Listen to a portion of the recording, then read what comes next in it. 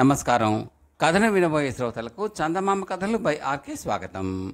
మీకు ఈ కథ నచ్చితే లైక్ చేయండి, బంధుమిత్రులతో షేర్ చేయండి, సబ్స్క్రైబ్ చేసి గంట సింబల్లోకి ఆల్ ఒక్కటి కూడా మర్చిపోకండి. ఇలా చేయడం వల్ల నేను పెట్టబోయే తదుపరి వీడియోలన్నీ కూడా మీరు చూస్తే ఆనందించవచ్చు. మీ సూచనలు తప్పక కామెంట్ లోపల తెలపండి. చాలామంది రాయట్లేదండి, please put your comments. Thank you. ప్రస్తుతం చెప్పబోయే కథ పేరు రాజుగారి యుక్తి. ఒక నగరంలో ఒక నగల వర్తకుడు ఉండేవాడు. అతను నగల వ్యాపారం చేయటమే కాక నగలు కుదువ పెట్టుకుని కొద్ది వడ్డీకి అప్పులు కూడా ఇచ్చేవాడు. అయితే అమాయకులు, అసహాయులు అయిన బాకీదారులను అతను మోసం చేసేవాడు. ఆ పని ఎలా చేసేవాడు అంటే, వాళ్ళు బాకీ తీర్చినప్పుడు వాళ్ళు తాకట్టు పెట్టిన అసలు నగలకు బదులుగా మాయ బంగారంతో చేసిన అదే మాదిరి నగలు వారికి ఇచ్చేవాడు. వాళ్ళు ఆ సంగతి తెలుసుకునేవాళ్ళు కారు. ఒకసారి జయంతుడు అనే యువకుడు నగలవర్తకుడి దగ్గర ఒక ముత్యాలహారం కుదువ పెట్టి అప్పు తీసుకుని వాడుకున్నాడు. ఆ యువకుడు పలుకుబడి కలవాడు కాదని గ్రహించి నగలవర్తకుడు దానిలాంటిదే నకిలీ హారం మాయ ముత్యాలతోనూ మాయ బంగారంతోనూ చేయించి ఉంచి ఆ యువకుడు డబ్బు తిరిగి ఇచ్చినప్పుడు దాన్ని అతనికి ఇచ్చేశాడు. జయంతుడు దాన్ని పరీక్షగా చూసి, ఇది నేను ఇచ్చిన హారం కాదు, నేనిచ్చిన దాని మీద మా తాతగారి పేరు ఉన్నది, నా హారం నాకు తిరిగి ఇయ్యి అని పేచీ పెట్టాడు. కానీ నగలవర్తకుడు అందుకు ఒప్పుకోలేదు. జయంతుడు ఆ హారాన్ని కంసాలకు చూపితే బంగారం కాదని, ముత్యాలు మంచివి కావని చెప్పాడు. వెంటనే అతను రాజుగారి వద్దకు వెళ్ళి నగలవర్తకుడు తనను మోసం చేశాడని ఫిర్యాదు చేశాడు. రాజు నగలవర్తకుడిని పిలిపించి అడిగాడు, మహారాజా, ఎంతోమంది వస్తువులు తాకట్టు పెట్టి నా దగ్గర అప్పులు తీసుకుంటారు, బాకీ తీర్చి తమ నగలు తాము పట్టుకుపోతారు. ఈ కుర్రవాడు ఎవరో కూడా నాకు తెలియదు, నేను ఎందుకు మోసం చేస్తాను అన్నాడు నగలవర్తకుడు. ఇతను నీకిచ్చిన హారం మీద ఇతని తాత పేరు ఉన్నదిట. అది మంచి బంగారంతోనూ మంచి ముత్యాలతోనూ చేసిన హారమట. ఇది మాయ బంగారంతోనూ మాయ ముత్యాలతోనూ చేసిన హారం అనటానికి సందేహం లేదు. దీని మీద ఏ పేరు లేదు, దానికేమంటావు అన్నాడు రాజు. అలా అయితే ఈ కుర్రవాడు నా వద్ద పనికి మారిన హారం తాకట్టు పెట్టి డబ్బులు పుచ్చుకున్నాడన్నమాట. ఎంత మోసం, ఎంత మోసం అన్నాడు నగలవర్తకుడు. రాజు నగలవర్తకుడితో, అలా అయితే నీ తప్పేమీ లేదు, మీరిద్దరూ వెళ్ళిపోవచ్చు అని నగలవర్తకుడితోనూ జయంతుడితోనూ అన్నాడు. నగలవర్తకుడు సంతోషంగా ఇంటికి వెళ్ళాడు. జయంతుడు హతాశుడై వెళ్ళిపోయాడు.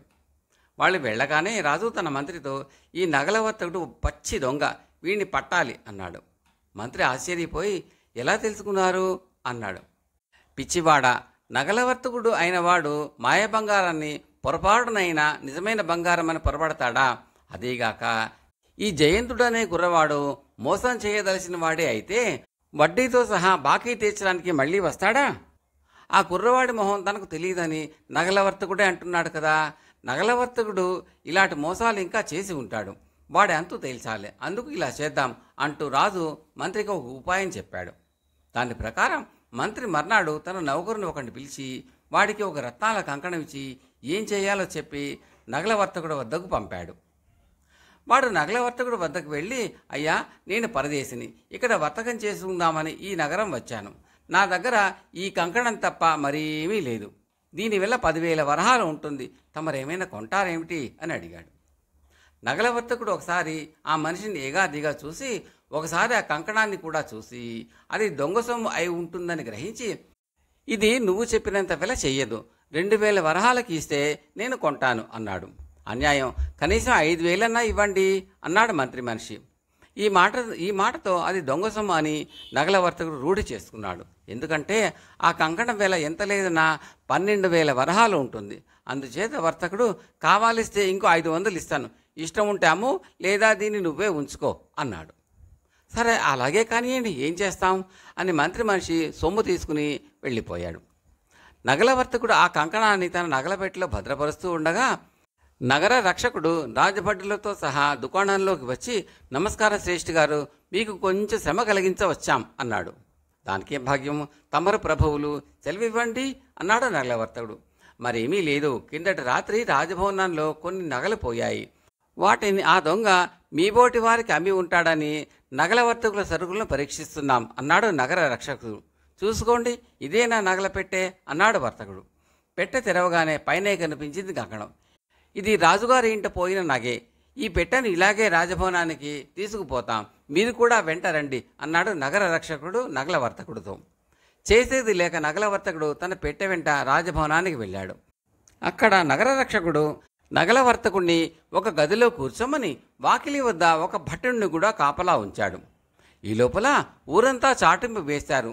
ఫలాని వర్తకుడు వద్ద నగలు తాకట్టు పెట్టి తిరిగి తీసుకున్న వాళ్ళు అందరూ రాజభవనానికి తమ తమ తీసుకున్న నగలతో సహా వెంటనే రావాలి అన్న చాటింపు విని చాలామంది వచ్చారు. వారిలో చాలామంది వద్ద ఉన్నవి నకిలీ నగలు, అసలు నగలు పెట్టెల్లో దొరికాయి. నగల వర్తకుడు మోసం పూర్తిగా రుజువైంది. ఆ పెట్టెల్లో జయంతుడి ముత్యాల హారం కూడా ఉన్నది. రాజుగారు జయంతుడికి మిగిలిన వాళ్లకు వారి వారి అసలు నగలు ఇప్పించి మోసకారి అయిన నగల వర్తకుడికి కారాగార శిక్ష విధించాడు. కథ సమాప్తం.